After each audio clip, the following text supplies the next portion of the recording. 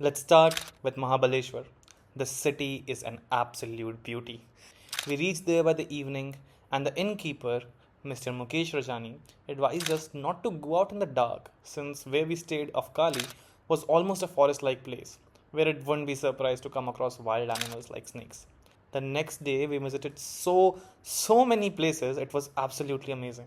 To name a few places we went to: Wilson Point, Vena Lake, Strawberry Garden, Lingmala Waterfall, also called Doe Point, and after that we left Mahabaleshwar and continued on our journey to Mumbai. Mumbai. Here we were in the city of dreams. We visited Marine Drive, India Gate, Hotel Taj, Kala Ghoda, and for lunch we asked locals about where we could get the best pav bhaji of Mumbai. And they pointed us. Now it was time to head to Hyderabad. Osman Sagar, Alam Tank, Fox Sagar, and Shamirpet Lake are a few lakes that we visited. The next day, our bus didn't leave till afternoon, so we decided to visit Golconda Fort before boarding. The fort was absolutely marvelous.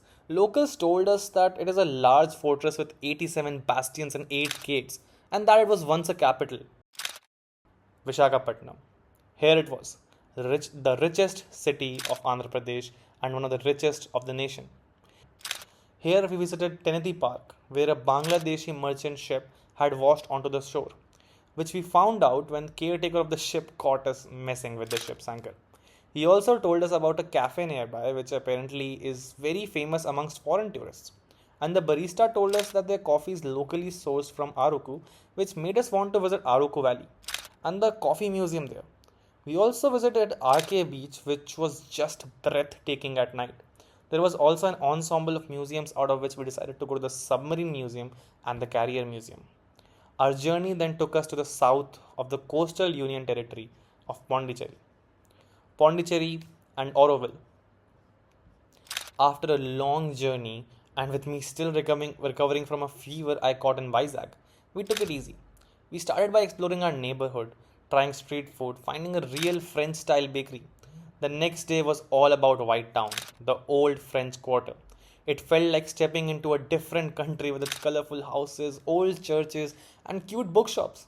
We chilled at the rock beach in the evening, sitting on a weirdly comfortable rock. We also spent a day wandering in the streets of Auroville, eating mouth-watering pastries.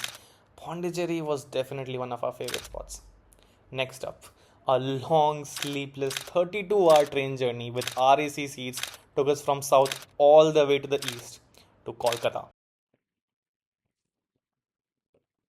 After a brief, eventful 6 hour stop in Kolkata and another train ride, we reached Guwahati and then took a van up hills to Shillong. We teamed up with other travelers and explored together. We saw the stunning Elephant Falls and took a boat on Umiam Lake. A guide took us through the Maflong Sacred Forest, telling us about its history and local tribes. The natural beauty here is something pictures just can't capture. But you know what the best part was? The pineapples. Seriously, the best fruit any of us had ever had. We also saw the incredible Living Root Bridge and even swam in the Doki River at twilight after being delayed by a landslide. From the lush hills of Meghalaya, we traveled to the majestic mountains of Sikkim. The 5 hour bus ride up the winding mountain roads to Guwahati was super bumpy, but the view was worth it. The city is built right into the hills with monasteries everywhere. We had a bit of culture shock, realizing everyone here eats YY noodles instead of Maggie. We took a ropeway for an incredible bird's eye view of the city, and at Banjhakri Waterfalls, we found a surprise adventure park and did a zip line and obstacle course right over the water. Our biggest adventure here was a day trip to Nathula Pass, right at China border. The weather was freezing and rainy, but it didn't matter. Being there was a bucket list moment. And the best part? We saw yaks. These huge, fluffy creatures look so serious, but are actually really gentle. Rishikesh and the foothills. Our journey then looped back through the plains. We spent an entire day on a train watching endless fields of wheat and sugarcane pass by. We finally reached Rishikesh and got lost wandering along the beautiful banks of Ganges. We learned from a local how the calm river turns into a powerful torrent during the monsoon and how tourism has transformed the small villages into busy towns. We saw the Ganga Aarti at Triveni Ghat and hiked into a hidden waterfall where the local families were bathing and playing. Dehradun and Missouri. In Dehradun, we did something totally unexpected. We went to an ice skating rink and watched a national competition. It was so weird watching skaters on ice while seeing palm trees outside. We also explored Robert's Cave, a narrow river path through the hills that was like nature's own air conditioning.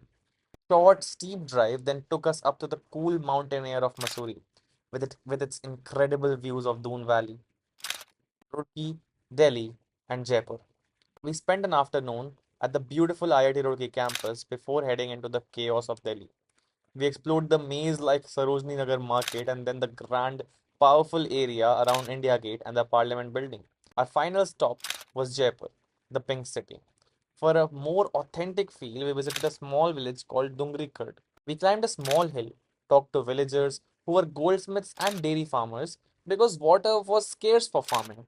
And then we ended our Rajasthan trip with a classic meal of dal bati and churma. And then on the 5th of July, our 45-day journey was officially over. We said our goodbyes at the bus and train stations in Jaipur. It feels so strange. For 45 days, we were together 24/7, seeing everything from mountains to deserts to beaches. It's crazy to think it's all done.